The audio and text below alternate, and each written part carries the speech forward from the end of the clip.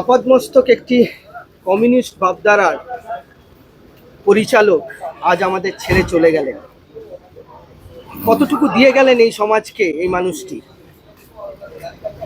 যা দিতে পারতেন তার থেকে খুব কম দিতে পেরেছেন।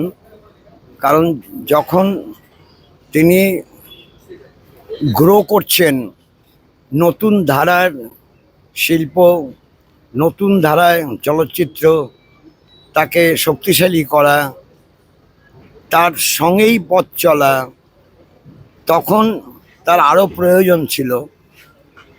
সেই প্রয়োজনটা তিনি পূরণ করতে পারলেন না, চলে গেলেন।